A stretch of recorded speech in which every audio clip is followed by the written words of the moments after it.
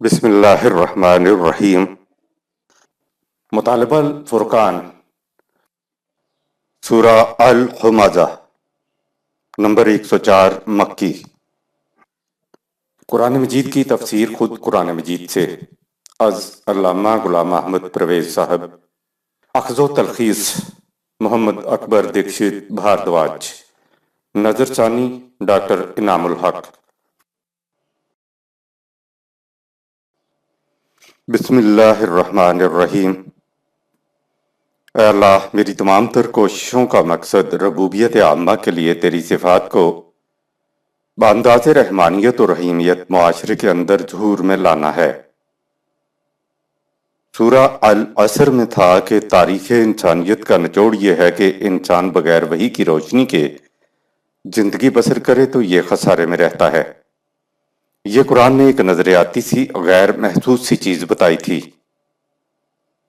اس صورت میں قرآن خسارے میں رہنے والوں کی محسوس چیزیں سامنے لاتا ہے کہ کون تباہ ہوتا ہے، کون برباد ہوتا ہے۔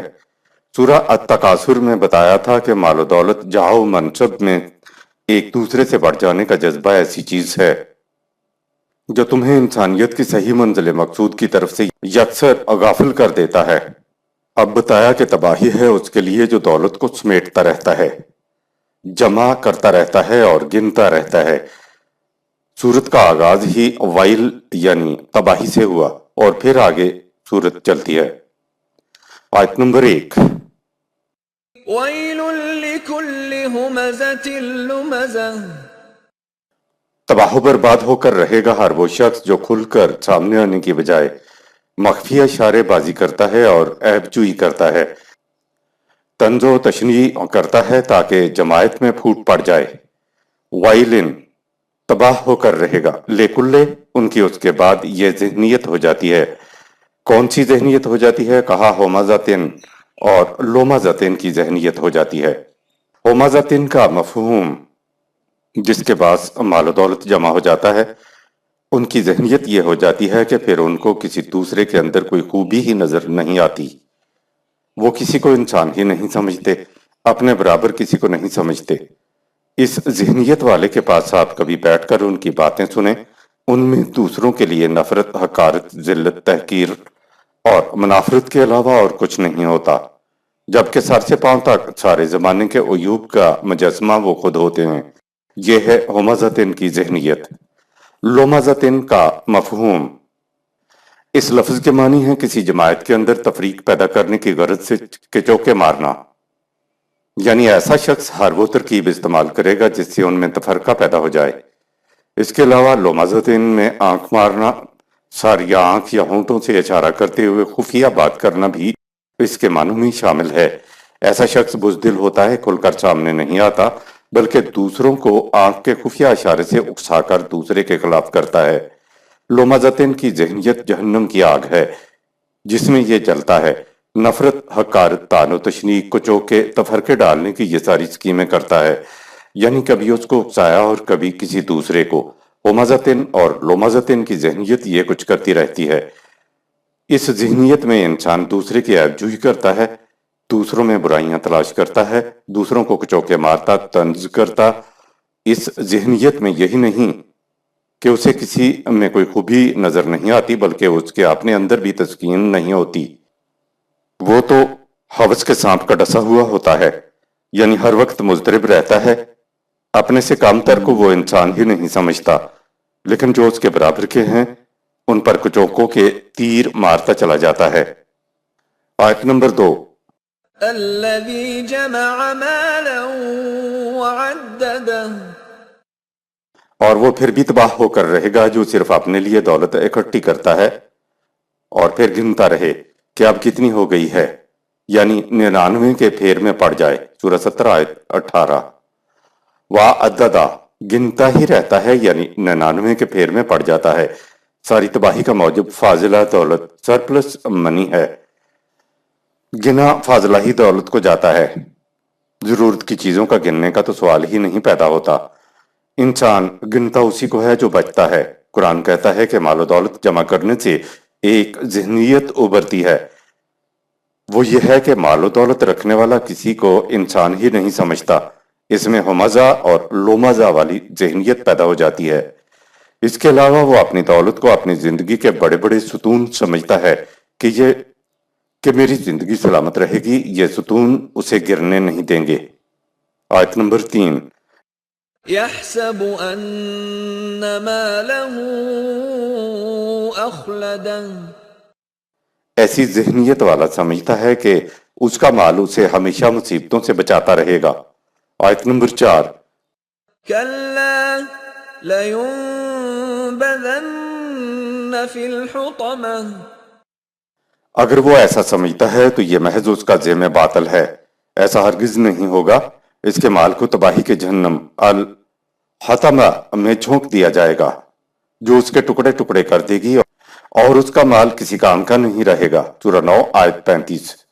لا ينبذن کا مفہوم، اس لفظ کا عام ترجمہ تو یہ ہے کہ ڈال دیا جائے گا، لیکن قرآن نے خاص طور پر اسی لفظ کا انتخاب کیوں کیا ہے؟ قرآن کہتا ہے کہ ایک انقلاب آنے والا ہے جس میں پھر کیفیت یہ ہوگی کہ جمع کردہ مال کو راتوں کی تاریکیوں میں خاموشی سے یوں باہر پھینکتے پھرو گے جس طرح حرامی بچے کو ماں پھینکتی ہے۔ پھینکنے کے لیے لفظ کا انتخاب دیکھیے۔ مال و دولت رکھنے کی وجہ سے وہ سمجھتا تھا کہ مجھے کوئی اور خوبی اپنے اندر پیدا کرنے کی ضرورت نہیں ہے، یہ مال ہی مجھے ہمیشہ محفوظ رکھے گا، یہ مال ہی سہارے کے لیے میرے ستون ہیں۔ لیکن آج دولت کو خاموشی سے اور چھپ کر پھینکنا پڑ رہا ہے، یعنی اس سے بھی زیادہ ناکارہ کوئی شے ہو سکتی ہے کہ جسے باہر پھینکنا پڑ جائے۔ آیت نمبر 5۔ وما أدراك ما الحطمة الحطمہ تباہی کے جہنم کی حقیقت کے بارے میں تمہیں خدا کے سوا اور کون بتا سکتا ہے؟ لو سنو۔ آیت نمبر 6۔ نار الله الموقدة الحطمہ تو خدا کے قانون مکافات کی بھڑکائی ہوئی آگ ہے۔ الحطمہ کچل دینے والی چیز، ٹکڑے ٹکڑے کر کے رکھ دینے والی چیز۔ الحطمہ تو کی مزید وضاحت اگلی آیات میں کی گئی ہے۔ آیت نمبر 7۔ التي تطلع على الأفئدة جس کے شعلے دلوں کو اپنی لپیٹ میں لے لیتے ہیں۔ قلب اور فواد میں فرق۔ الحطمہ تو تباہی کا جہنم خدا کے قانون مکافات کی جلائی ہوئی یہ وہ آگ ہے جو انسانوں کے دلوں کو لپیٹ لیا کرتی ہے۔ اس آیت میں لفظ ہے تطلع اور معنی ہے چڑھ جایا کرتی ہے۔ کہاں چڑھ جایا کرتی ہے؟ کہا الافئدہ، یعنی انسانی دلوں پر چڑھ جایا کرتی ہے۔ افئدہ اور قلب کا ترجمہ ہم دل ہی کرتے ہیں، لیکن ان دونوں میں فرق ہوتا ہے۔ قلب مائنڈ کا وہ حصہ ہوتا ہے جو سمجھنے کی صلاحیت رکھتا ہے۔ قلب سمجھے یا نہ سمجھے، سمجھنے کی صلاحیت کو کام میں لائے یا نہ لائے، بہرحال قلب میں یہ صلاحیت ہوتی ہے۔ یہ مائنڈ کا وہ پہلو ہے جس میں کچھ سمجھنے کی کیفیت ہوتی ہے۔ فواد یہ مائنڈ کا وہ حصہ ہے جس کا تعلق صرف انسانی جذبات سے ہوتا ہے۔ اس کے معنی سوز و گداز کے ہوتے ہیں، جمع کرنا، گننا، نفرت، حقارت، حسد، دوسروں کو کچوکے دینا، یہ ساری چیزیں جذبات کے اوپر مبنی ہیں۔ ان تمام میں قلب یعنی سمجھنے والی صلاحیت کا کچھ تعلق نہیں ہے۔ ان تمام چیزوں کا فہم، ادراک، سوچ سمجھ، دلیل سے کوئی واسطہ نہیں ہے۔ یہ ساری چیزیں فؤاد یعنی جذبات سے متعلق ہیں۔ اسی لیے قرآن یہاں تک تطلع علی الافئدہ لایا ہے۔ کہا یہ گیا ہے کہ خدا کے قانون مکافات کی جلائی ہوئی آگ انسانی جذبات کے اوپر چڑھ جایا کرتی ہے۔ تطلع کے معنی بلند ہو جانے کے ہوتے ہیں۔ طلوع کے معنی ہے کسی چیز کا سرفرازیاں اور سربلندیاں حاصل کر کے نمودار ہوتے چلے جانا۔ امید ہے اب طلوع اسلام کے معنی بھی سمجھ میں آ گئے ہوں گے۔ طلوع میں سرفرازیاں، سربلندیاں اور نمودار ہونے میں تسلسل ہے، تواتر ہے۔ آیات 8-9۔ إنها عليهم مؤصدة في عمد ممددة یہ الحطمہ کی آگ ان بڑے بڑے ستونوں میں بند کر کے رکھی ہوئی ہے جنہیں یہ لوگ اپنی غلط نگاہی سے زندگی کے سہارے سمجھے بیٹھے ہیں۔ اسلامی نظام میں مال و دولت کے ستون چھننے کی وجہ سے لوگ اپنے آپ کو آگ میں محسوس کریں گے۔ آگ کو بلند ستونوں میں بند بتایا گیا ہے کہا کہ آگ کہیں باہر سے نہیں آئے گی، آگ تو اس وقت بھی بڑے بڑے ستونوں میں بند ہے۔ آگ کو ان لوگوں نے خود ستونوں کے اندر بند کر رکھا ہے۔ دراصل مالہ اخلدہ سورہ 104 آیت نمبر 3 ہی کو بڑے بڑے ستون کہا گیا ہے۔ یہ سمجھے ہوئے تھے کہ مال و دولت ہمارے سہارے ہیں جو ہمیشہ ہماری حفاظت کریں گے۔ دولت کو اپنے لیے انہوں نے بڑے بڑے ستون سہارا سمجھا ہوا تھا۔ مال و دولت ہی ان کی زندگی کا سارا سہارا تھا، یہی ان کے ستون تھے، لیکن یہ کیا جانے کہ انہی ستونوں کے اندر تو آگ بھری ہوئی ہے۔ یہ آگ الحطمہ تو ہے، ٹکڑے ٹکڑے کر دینے والی ہے۔ الحطمہ تو ایک انقلاب ہے جو ان کے ستونوں کو ٹکڑے ٹکڑے کر دے گا، اور ستونوں کے اندر پگھلا ہوا لاوا بھرا ہوا ہے جو ستونوں کے ٹوٹنے سے بہہ نکلے گا اور اسی سے تباہیاں آئیں گی۔ ستون کسی چھت کے لیے بڑے سہارے کی چیز سمجھا جاتا ہے۔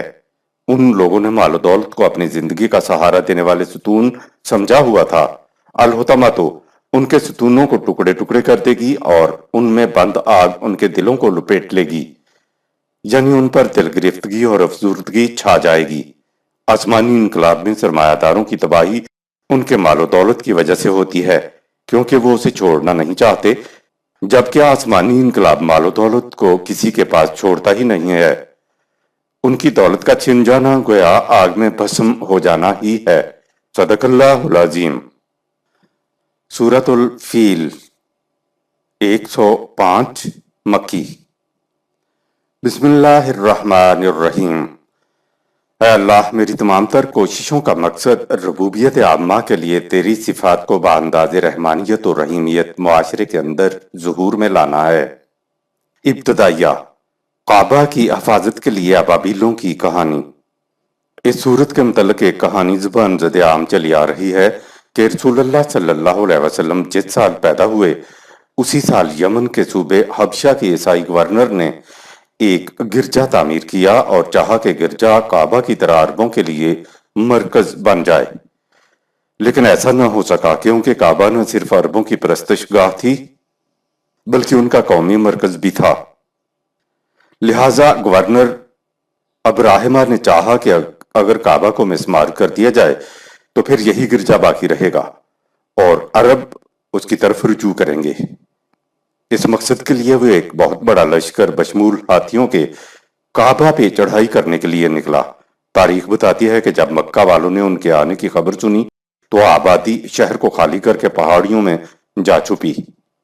اس زمانے میں حضور صلی اللہ علیہ وسلم کے دادا عبد المطلب مکہ کے سردار اور کعبہ کے متولی تھے۔ تاریخ کے مطابق ان کے کچھ اونٹ یمن کی فوج لے گئی تو عبد المطلب کمانڈر کے پاس گئے اور کہا کہ تمہارے سپاہی میرے کچھ اونٹ لے آئے ہیں، انہیں واپس کر دو۔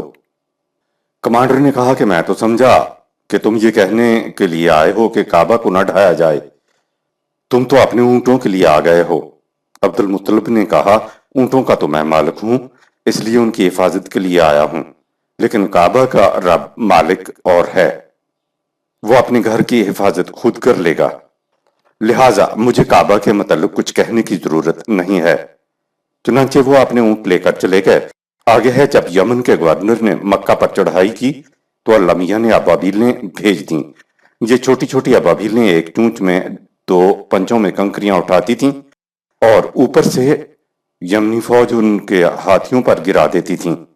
یہ چھوٹی چھوٹی کنکریاں دشمن کی فوج کے سروں اور ہاتھیوں کے پیٹ کو چیر کر نکل جاتی تھیں اور اس طرح ہاتھیوں والی فوج بسم ہو کر رہ گئی اور کعبہ محفوظ رہا۔ یہ ہے تاریخ جو اس صورت کے متعلق بیان کی جاتی ہے۔ پہاڑوں میں جا چھپنا عربوں کے کردار کے خلاف ہے، اور کیا کعبہ کی حفاظت کے لیے کبھی بعد میں بھی ابابیل بھیجی گئیں؟ نمبر 1، اس قسم کی تاریخ اور روایات وضع کرنے والے اجمی یعنی ایرانی تھے۔ کفر اور اسلام تو بڑی بات ہے، انہیں تو عربوں کی خصوصیات کا بھی پتہ نہیں تھا۔ اسلام سے قبل بھی عرب ایسی قوم نہیں تھی کہ کوئی چڑھائی کر کے آئے اور وہ اپنی بستیوں کو خالی کر کے غاروں اور پہاڑوں میں جا گھسیں، وہ تو کٹ مرنے والی قوم تھی۔ نمبر 2، اگر دشمن عبد المطلب کے اونٹ لے گیا ہے تو یہ ان کے اس عرب لیڈر کے کردار کے خلاف تھا کہ وہ اپنے اونٹ لینے کے لیے دشمن کے پاس درخواست کرے۔ عربوں کی تاریخ ایسی کسی مثال سے خالی ہے۔ نمبر 3، کیا عبد المطلب کعبہ کے متولی اور قریش کے سردار کے نزدیک کعبہ کے مقابلے میں اپنے اونٹ زیادہ قیمتی تھے؟ یہ بات بھی عرب کردار کے خلاف ہے۔ پوری کہانی ہی عربوں کے کریکٹر کردار کے خلاف جا رہی ہے۔ کہانی بنانے والوں کو کم از کم عربوں کی نفسیات ہی کو سامنے رکھ لینا چاہیے تھا۔ نمبر 4، لگتا ہے کہ ابابیلوں والی بات زیب داستان کے لیے گھڑی گئی ہے، کیونکہ جب تک کچھ طلسماتی چیز درمیان میں داخل نہ کی جائے مذہب دلچسپ بنتا ہی نہیں ہے۔ نمبر 5، یہ جاہلیت کے زمانے کے کعبہ کا ذکر ہے جس میں تاریخی بیان کے مطابق 360 بت رکھے ہوئے تھے۔ بتوں سے بھرے کعبہ کو تو خدا نے ابابیلوں کو بھیج کر بچایا، لیکن جب کعبہ کی تولیت خود مسلمانوں کے ہاتھ میں آئی ہے تو مخالفوں نے کئی بار کعبہ کو جلایا اور مسمار کیا، لیکن کعبہ کو بچانے کے لیے کوئی ایک ابابیل بھی نہیں بھیجی گئی۔ نمبر 6، تو کیا ہم یہ سمجھیں کہ جب تک کعبہ بتوں کی آماجگاہ اور مسکن تھا تو اس وقت تک اللہ میاں کو اس کو بچانے کی فکر رہی، اور جب کعبہ سے بت نکل گئے خالصتاً خدا کا گھر بن گیا تو پھر جس کا جی چاہے اسے لوٹے جلائے گرائے؟ اب اللہ میاں کو کعبہ کی فکر نہیں رہی۔ یہ ایک کہانی ہے جو کتب تاریخ اور کتب تفاسیر میں چلی آ رہی ہے۔ یہ امت مسلمہ کی بدقسمتی ہے کہ یہ جب بھی کسی بات پر متفق علیہ ہوتی ہے تو باطل پر ہی متفق ہوتی ہے۔ قید یعنی خفیہ تدبیر کو چیلوں اور گدوں کے منڈلانے نے آشکارا کر دیا۔ عربی میں خفیہ تدبیر جو ابھی روبہ عمل نہ آئی ہو کو قید کہتے ہیں۔ اس سورت کی دوسری آیت میں لفظ قید سورہ 105 آیت 2 آیا ہے۔ قرآن کریم نے دوسرے مقامات پہ یہ کہا ہے کہ رسول اللہ صلی اللہ علیہ وسلم کو جان سے مار دینے کے بھی خفیہ مشورے قریش کیا کرتے تھے، تو ہم نے بھی خفیہ مشورے کیے، تم نے دیکھا کہ کس طرح ہم نے انہیں ناکام بنا دیا۔ اب اس صورت میں کہا یہ جا رہا ہے کہ تم اپنی آنکھوں سے دیکھ چکے ہو کہ یہ جو خفیہ تدبیریں کی جاتی ہیں ان کے لیے کس طرح ایسے اسباب پیدا ہو جاتے ہیں جو تمہاری ساری خفیہ تدابیر کو ناکام بنا کر رکھ دیتے ہیں۔ قریش میں سے بہت سے ایسے ابھی تک حیات تھے جنہوں نے ابراہیمہ کے لشکر کا حشر دیکھا تھا۔ انہی لوگوں کو خطاب کر کے کہا، أَلَمْ تَرَ كَيْفَ فَعَلَ رَبُّكَ بِأَصْحَابِ الْفِيلِ، سورہ 105 آیت نمبر 1۔ خفیہ سازش یا قید یہ تھی کہ مکہ کے 3 افراد نے عربوں سے غداری کی تھی۔ انہوں نے ابراہیمہ کے لشکر کو بتایا کہ سیدھے راستے سے جاؤ گے تو مزاحمت ہوگی، اور اگر خفیہ راستے سے جاؤ گے تو قریش کو اس وقت معلوم پڑے گا جب تم ان کے سروں پہ پہنچ جاؤ گے۔ چنانچہ تینوں افراد نے پہاڑیوں کے درمیان سے ہوتے ہوئے خفیہ اور سنسان راستے کی طرف لشکر کی رہنمائی کی۔ یہ تھی قید، یہ تھی خفیہ سازش جس کا ذکر قرآن نے اس سورت کی دوسری آیت میں کیا ہے۔ لیکن قوانین خداوندی کے مطابق ایسے اسباب بھی پیدا ہو جایا کرتے ہیں جن کو دیکھ کر انسان وہ بات بھانپ لیتا ہے جو قبل از وقت اس کے ذہن میں بھی نہیں آ سکتی تھی۔ گولیوں اور گولوں کی جگہ آواز ہو وہاں پرندے نہیں آتے، لیکن اس زمانے میں تو گولیوں اور گولوں کا رواج نہ تھا، اس لیے چیلوں اور گدوں نے جہاں کہیں بڑا لشکر یا قافلہ دیکھا تو وہ لشکر یا قافلے کے اوپر اڑتے ساتھ ساتھ چلے جاتے تھے۔ جبلی طور پر پرندے جانتے ہیں کہ قافلے کا پسماندہ انہیں کھانے کو ملے گا، اور اگر فوج ہے تو کھانے کو لاشیں ملیں گی۔ جب کوئی بڑا قافلہ یا فوج کوچ کرتی تو چیلیں اور گد اڑتے ہوئے ساتھ چلتے رہتے تھے۔ یہ چیز ان کے شعراء کے کلام میں موجود ہے۔ خفیہ راستہ تو ابراہیمہ کی فوج نے اختیار کیا تھا، لیکن چیلوں گدوں کو تو نہیں روکا جا سکتا تھا، لہٰذا ان کے اڑنے سے قریش کو ان کی قید کی خفیہ سازش کی یعنی ایک بڑے لشکر کی آمد کی خبر ہو گئی۔ قریش جنگی حکمت عملی کے طور پر لشکر کے راستے میں پڑنے والے دونوں اطراف کے پہاڑوں پر چڑھ گئے اور دونوں اطراف سے لشکر پر بڑے بڑے پتھر لڑکا دیے۔ اتنی بلندی سے آنے والے پتھر آپ کو تو معلوم ہے کہ کتنی تباہی مچاتا ہے۔ اسی پتھراؤ کو قرآن نے ترمیہم بے حجارت کہا ہے۔ ترمیہم کا فاعل وہی ہیں جو علم ترا کا فاعل ہیں، یعنی علم ترا اور ترمیہم کے فاعل قریش ہیں۔ लिहाजा कुरैश ने पथराव किया था, ना कि अबाबीलों ने कंकरियां मारी थीं। उड़ते परिंदों ने तो सिर्फ खुफिया साजिश की गमबाजी की थी। तरमीहिम का फाइल परिंदे नहीं हैं, बल्कि कुरैश हैं, और कुरैश ने पथराव किया था। पंजाबी में अबाबील उनको कहा जाता है जो शाम में गौल के गौल निकला करती हैं। ये छोटी छोटी चिड़िया होती हैं। मुश्किल यह है कि लफ्ज अरबी के होते हैं और हम उनका तर्जमा पंजाबी में कर लेते हैं। अरबी में अबाबील के मानी होते हैं झुंड के झुंड, जिनको हम पंजाबी में अबाबील कहते हैं। अरबी में उनको अबाबील नहीं कहा जाता। जब परिंदे झुंड के झुंड यानी ज्यादा तादाद में उड़े तो उन उड़ने वाले परिंदों को अरबी में अबाबील कहते हैं। हज के मौके पर 3 शैतान जिनको कंकरियां मारी जाती हैं, दरअसल वो 3 गद्दारों की निशानियां हैं। हज के मौके पे 3 शैतानों को कंकरियां मारी जाती हैं। कहा जाता है कि वहां 3 शैतान हैं जिनको लाखों अफराद में का हर फर्द इन शैतानों को साथ साथ कंकरियां मारता है। बाज तो जूते भी फेंक मारते हैं, लेकिन शैतान लाखों अफराद के पथराव से भी हलाक नहीं होता। वो तीनों शैतान उसी तरह खड़े हुए हैं और पथराव करने वालों पे हंसते रहते हैं। 1000 बरस से ये सिलसिला जारी है। दरअसल वो कुरैश के 3 अफराद थे जिन्होंने कुरैश के साथ गद्दारी करके इब्राहिमा के लश्कर की खुफिया रास्ते की तरफ रहनुमाई की थी।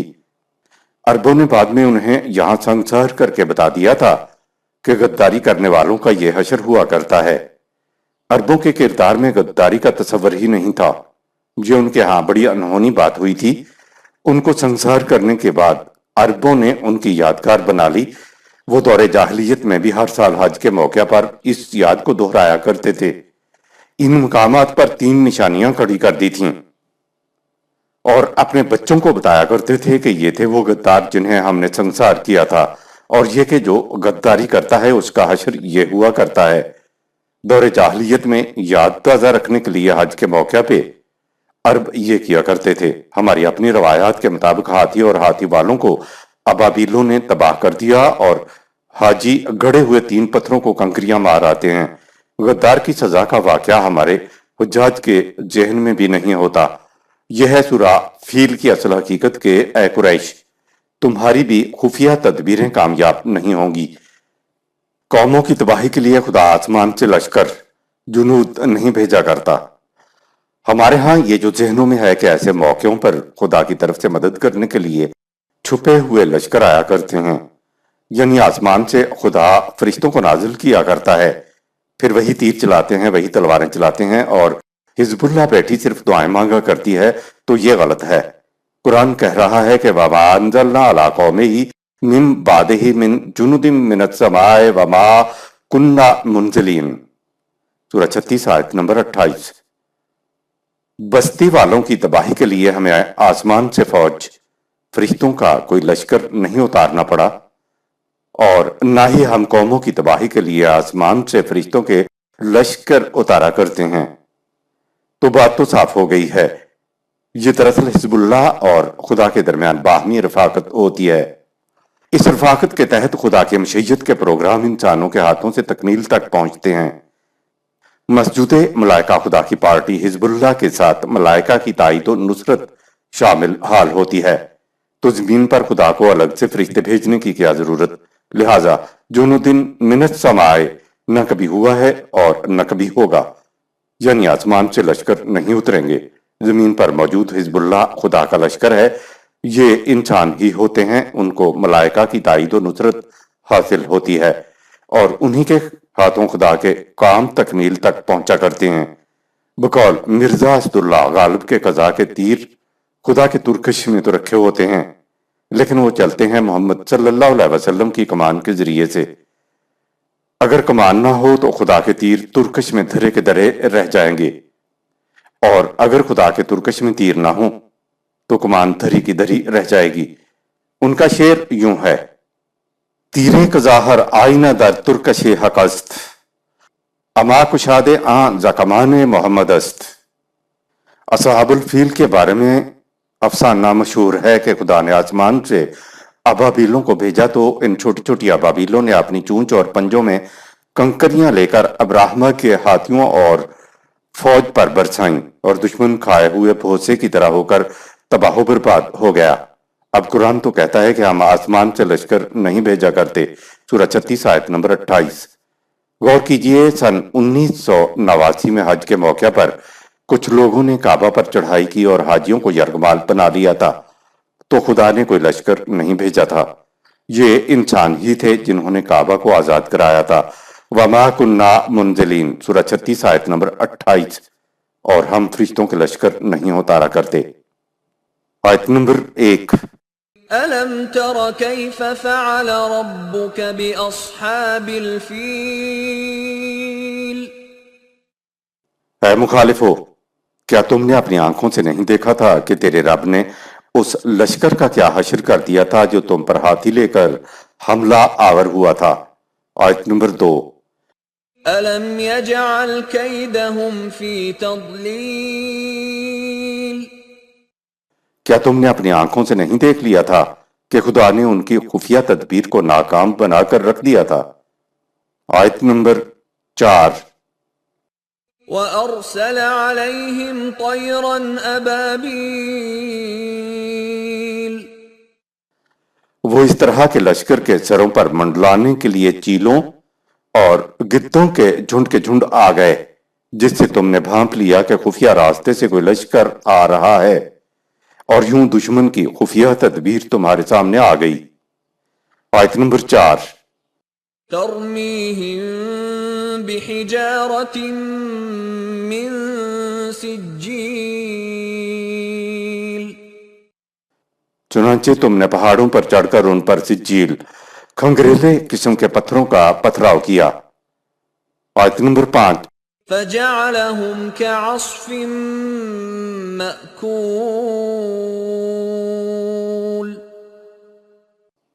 اس طرح تمہارے پتھراؤ سے دشمن کا لشکر کھائے ہوئے بھس کی طرح ہو گیا تھا، یعنی ان کا کچومر نکل گیا تھا۔ تو اے قریش، تم کس شمار میں ہو؟ سورہ قریش نمبر 106 مکی۔ بسم اللہ الرحمن الرحیم۔ اے اللہ، میری تمام تر کوششوں کا مقصد ربوبیت عامہ کے لیے تیری صفات کو بانداز رحمانیت اور رحیمیت معاشرے کے اندر ظہور میں لانا ہے۔ ابتدائیہ۔ حج کا اجتماع تمام انسانوں کے لیے ہے، جو اب مسلمانوں کا اجتماع بن کر رہ گیا ہے۔ دنیا میں ہر نظام، ہر دین اپنا ایک محسوس مرکز مقرر کرتا ہے جہاں اس نظام کے اجتماعات ہوتے ہیں۔ دین یا نظام کے استحکام کے لیے مشورے کیے جاتے ہیں۔ کعبہ دین اسلام کا محسوس مرکز ہے۔ یہ اگرچہ دین اسلام اور مسلمانوں کا مرکز ہے، لیکن اس میں آنے کی دعوت للناس یعنی دنیا کے تمام انسانوں کو دی جائے گی، تاکہ نوع انسانی آ کر اپنی آنکھوں سے دیکھ لے کہ لے یشہدوا منافع لہم، سورہ 22 آیت نمبر 28۔ نظام خداوندی نوع انسانی کی منفعت کے لیے کیا کچھ کر رہا ہے۔ دین اسلام ایسا نہیں ہے کہ مسلمانوں کے علاوہ کسی اور کو اندر جانے کی اجازت ہی نہ دے۔ حج صرف مسلمانوں کا مخصوص اجتماع نہیں ہے اور نہ تھا۔ مسلمان تو حج کے اجتماع کا انتظام کرنے والے ہیں اور تھے۔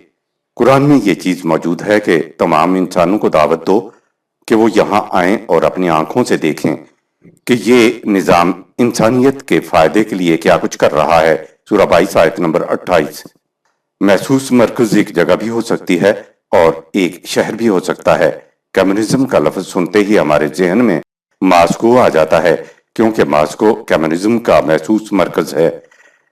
اسی طرح سرمایہ داری کا لفظ سنتے ہی ہمارے ذہن میں امریکہ اور مغربی ممالک اور ان کے دارالخلافے ذہن میں آ جاتے ہیں۔ آج تو خیر زمین کے بیشتر حصے پر سرمایہ داری نظام قائم ہے۔ اسلام آباد کا نام سنتے ہیں تو تمام دنیا میں پاکستان ذہنوں میں آ جاتا ہے۔ پاکستان کی حکومت کہنے کی بجائے اسلام آباد کی حکومت بھی کہہ دیا جاتا ہے۔ اسلام کا نام سنتے ہی مکہ، کعبہ، دین خداوندی کا محسوس مرکز لوگوں کے ذہن میں آ جاتا ہے۔ جب دین یا نظام مذہب میں تبدیل ہوتا ہے تو نظاموں کے مراکز یاترا کے لیے مندر بن جاتے ہیں۔ یہ کچھ ہم مسلمانوں کے ہی ساتھ نہیں ہوا۔ اس سے پہلے جتنے انبیاء کرام نے آ کر دین کا نظام قائم کیا تھا تو انہوں نے اس قسم کے مراکز بھی قائم کیے تھے۔ یہ بیت المقدس اور یروشلم کے مراکز دین خداوندی کے غماز ہیں۔ یہودیوں کے جہاں قومی مراکز تھے وہاں ان کی سلطنتیں بھی قائم تھیں۔ یہ مراکز ان کی قوم کے اجتماع کے لیے تھے۔ جب قوم کی اجتماعیت ختم ہو جاتی ہے تو وہی مراکز یاترا کے لیے مندر بن گئے، ہیکل بن گئے۔ ہندوؤں کے ہاں بھی یاترا کے لیے مندر ہیں۔ ہندوؤں کے ہاں انبیاء کرام نے آ کر یہ چیزیں دی ہوں گی۔ انہوں نے مندروں کو دین کے مراکز بنایا تھا۔ بعد میں دین کے مذہب بننے سے وہ مراکز یاترا کے لیے مندر بن گئے۔ وہاں جا کر کچھ رسومات ادا کر دی جاتی ہیں اور اپنے طور پہ سمجھ لیا جاتا ہے کہ فریضہ پورا ہو گیا۔ حضرت ابراہیم علیہ السلام نے کعبہ کو دین اسلام کا مرکز بنایا تھا، لیکن جب دین اسلام مذہب بنا تو دین کے جتنے شعائر اور ارکان تھے وہ سارے کے سارے مذہب اسلام کی رسومات بن گئیں۔ حضرت اسماعیل علیہ السلام کے بعد قریش نے بھی کعبہ کو یاترا کے لیے مندر بنا رکھا تھا۔ دنیا میں دین کے جتنے مراکز تھے وہ سب کے سب قومی یا علاقائی تھے۔ صرف ایک کعبہ ایسا مرکز تھا جسے تمام انسانیت کے لیے بنایا گیا تھا۔ اس کو بناتے وقت ہی اس کا مقصد تمام انسانیت کو ایک مرکز پر جمع کرنا بتا دیا گیا تھا۔ یہ دین خداوندی کے پروانوں کے لیے منفعت کوشوں کی کوششوں کے لیے ایک تجربہ گاہ تھا، ان کے لیے آماج گاہ تھا۔ لیکن جب اسلام مذہب میں تبدیل ہوا تو کعبہ عربوں کے ہاں یاترا کا مندر بن گیا اور عرب اس کے مہانت یا متولی بن گئے۔ اس وقت کعبہ نظام اسلام کا ایک محسوس مرکز نہیں ہے بلکہ مذہب اسلام کی ایک یاترا گاہ ہے۔ آیت نمبر 1۔ لإيلاف قريش بوجہ قریش کی کعبہ سے وابستگی کے لوگوں کے دلوں میں ان کی بڑی عزت و عظمت ہے۔ آیت نمبر 2۔ إيلافهم رحلة الشتاء والصيف اسی عظمت و احترام کی نسبت سے ان کے تجارتی قافلے سردی ہو یا گرمی یعنی سارا سال مسلسل ادھر سے ادھر رواں دواں رہنے کے خوگر ہو گئے ہیں اور ہمیشہ محفوظ رہتے ہیں۔ آیت نمبر 3۔ فَلْيَعْبُدُوا رَبَّ هَذَا الْبَيْتِ پس کعبہ سے صرف نسبت رکھنے سے بڑھ کر انہیں چاہیے کہ اس گھر کے رب کے قوانین کی اجتماعی طور پر اطاعت کریں۔ کعبہ کی نسبت سے قریش کو عزت احترام کے علاوہ پورے سال کی تجارت نے خوف و پھوک سے محفوظ کر دیا تھا۔ دنیا میں آپ دیکھیے جہاں جہاں بھی یہ مندر اور ان کے یہ مہانتا ہیں ان کی بڑی عزت ہوتی ہے، اس وجہ سے ان کی بڑی آمدنی ہوتی ہے۔ یہ دنیا کے اندر سب سے زیادہ امیر ہوتے ہیں۔ یورپ کے چرچوں سے، ہندوؤں کے مندروں سے بادشاہ قرضہ لیا کرتے تھے۔ متولیوں اور مہانتوں کے پاس اب بھی کچھ کم دولت نہیں ہے۔ مہانت کسی بھی قوم یا مذہب کا ہو، اس کے پاس بڑی دولت ہوتی ہے۔ یہ دولت اور عزت ان کے پاس کیوں ہوتی ہے؟ اس لیے کہ وہ خدا سے منسوب گھروں سے نسبت رکھتے ہیں۔ چھوٹے چھوٹے پیمانوں پر مندروں سے، مسجدوں سے اور بڑے پیمانے پر یروشلم سے، مکہ سے جتنی بڑی نسبت ہے اتنی ہی بڑی آمدنی کا ذریعہ ہے۔ ان مراکز کے ساتھ اپنی نسبت رکھنے سے یہ سارے مفاد حاصل کرتے ہیں۔ قریش بھی کعبہ کے متولی تھے۔ کعبہ کے لیے اور متولیوں کے لیے لوگوں کے دلوں میں بڑی عزت و عظمت ہوتی ہے۔ یہی وجہ تھی کہ ہمسایہ قبائل اور ممالک نے کعبہ کے متولیوں قریش کے ساتھ عہد و پیمان کر رکھے تھے کہ ان کے قافلوں کو کوئی نہیں لوٹے گا۔ اس امن کی وجہ سے قریش کے تجارتی قافلے سردی ہو یا گرمی یعنی تمام سال حفاظت کے ساتھ رواں دواں رہتے تھے، اور مہانت کے علاوہ تجارت سے بھی یہ خوب مال کماتے تھے۔ اس وجہ سے یہ خوف اور بھوک سے محفوظ ہو گئے تھے۔ حالانکہ عرب وہ ملک تھا جہاں دن دہاڑے قافلے لٹ جاتے تھے۔ کہا جا رہا ہے کہ اے قریش، تمہارے قافلوں کے لیے امن والی کیفیت اس کعبہ کی نسبت سے ہے۔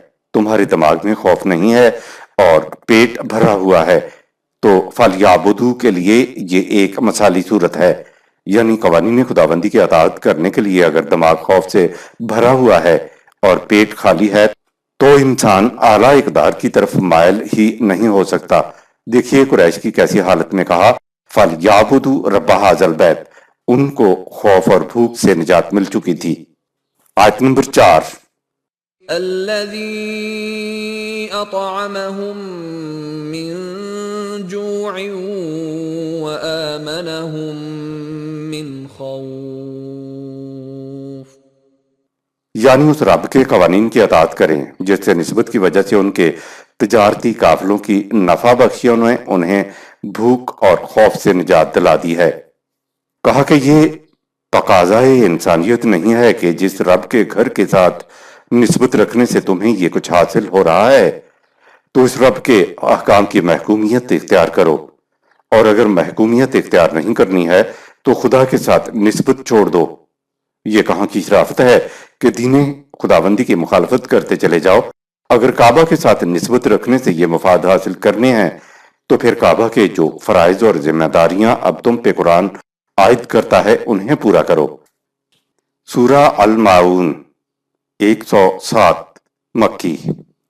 بسم اللہ الرحمن الرحیم۔ اے اللہ، میری تمام تر کوششوں کا مقصد ربوبیت عامہ کے لیے تیری صفات کو بانداز رحمانیت و رحیمیت معاشرے کے اندر ظہور میں لانا ہے۔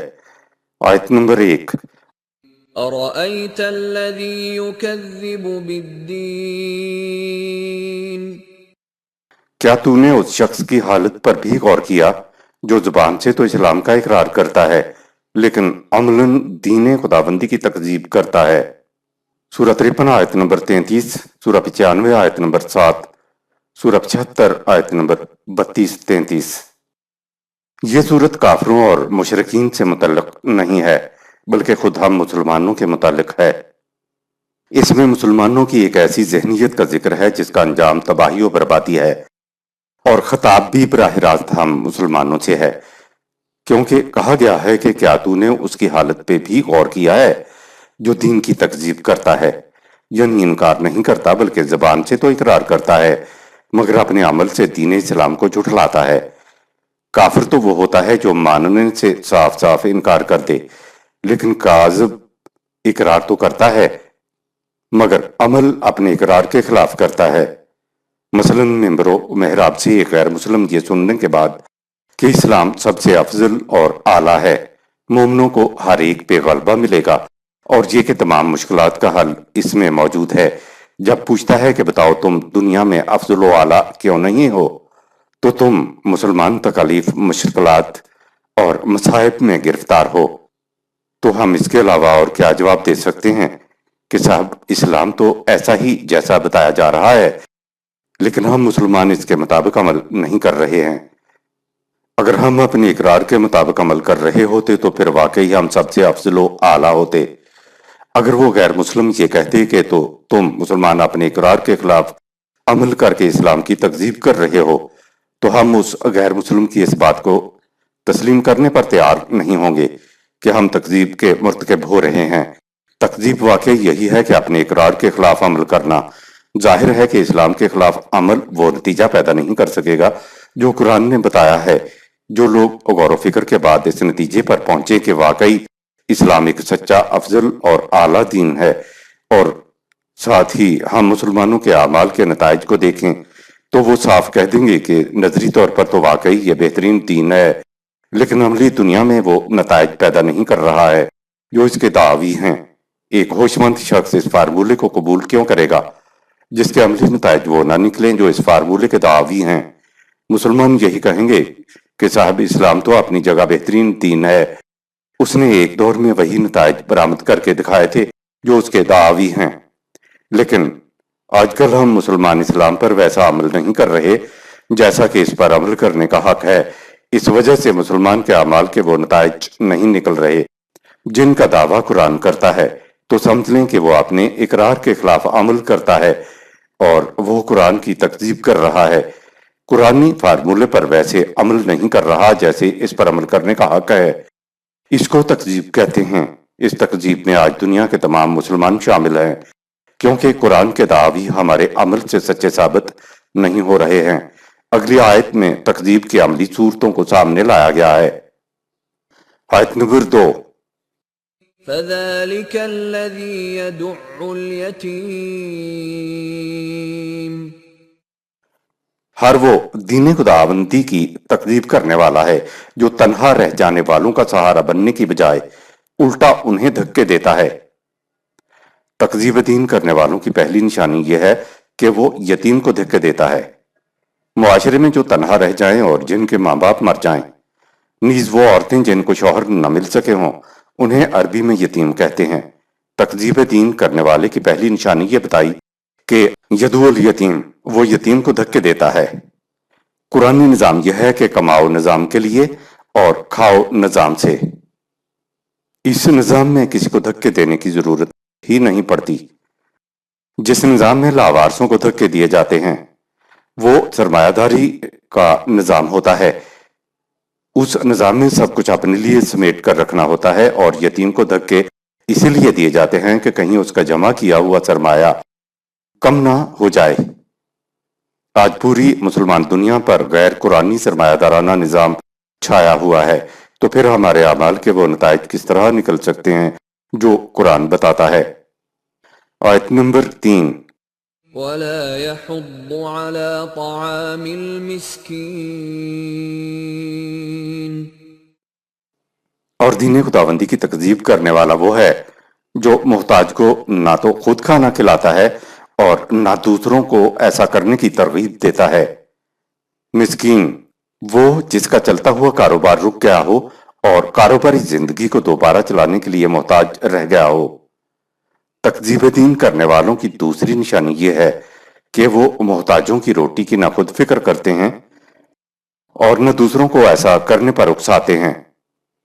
آیت نمبر 4۔ فويل للمصلين پس اسلام کا زبانی اقرار اور عملاً دین کی تکذیب کرنے والے مسلین تباہ و برباد ہو کر رہیں گے۔ دین کی تکذیب کرنے والوں کی تیسری نشانی یہ بتائی کہ یہ صلاۃ کو غیر خداوندی نظام کے اندر رہتے ہوئے ادا کرتے ہیں۔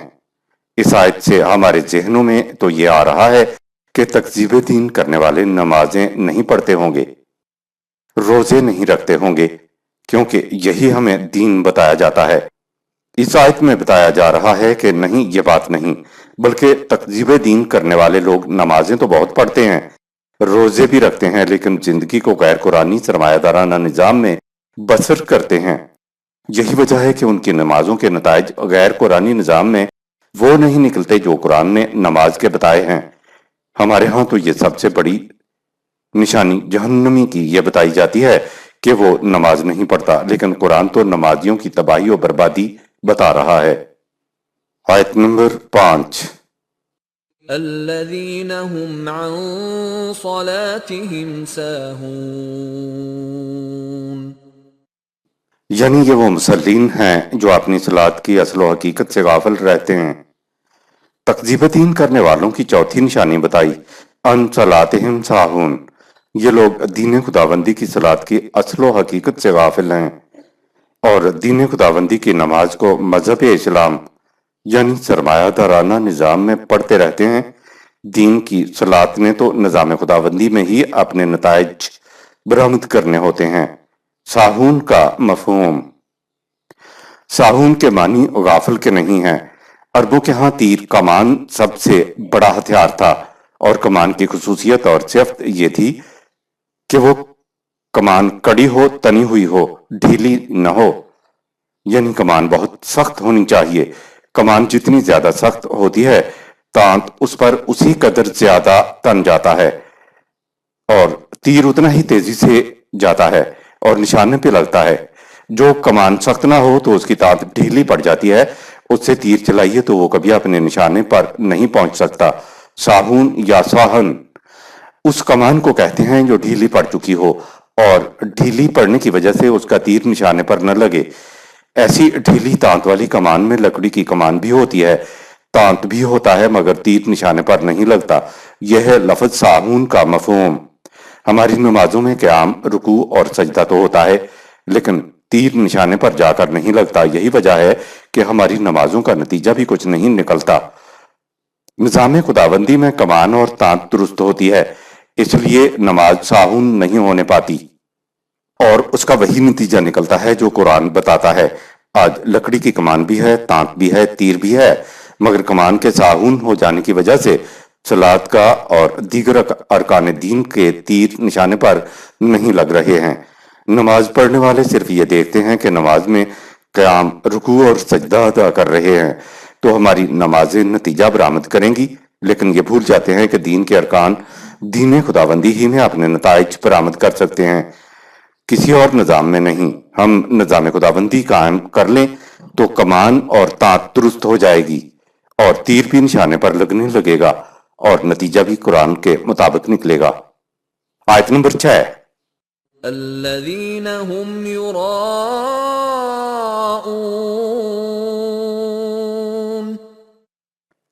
یہ مسلم صلاۃ کے ظاہری ارکان یعنی قیام، رکوع و سجود کو ہی اصل صلاۃ سمجھے ہوئے ہیں۔ آیت نمبر 7۔ ويمنعون الماعون اور سنو، دین کی تکذیب یہ ہے کہ یہ دین کے ان چشموں پر جنہیں بہتے پانی کی طرح ہر ایک کی ضروریات کے لیے کھلا رہنا چاہیے تھا، ان پر بند لگا کر صرف اپنے لیے اپنا قبضہ جما لیتے ہیں۔ وَيَمْنَعُونَ الْمَاعُونَ، تکذیب کرنے والوں کی پانچویں نشانی یہ بتائی کہ رزق کے ان چشموں کو جنہیں بہتے ہوئے ہر ایک کے گھر کے سامنے سے گزرنا چاہیے، یہ ان چشموں کے سامنے بند لگا کر صرف اپنے لیے روک لیتے ہیں، اور اس طرح ضرورت مندوں کو سامان زیست سے محروم کر دیتے ہیں۔ یہ تکذیب دین ہے۔ انسان کو کیا حق حاصل ہے؟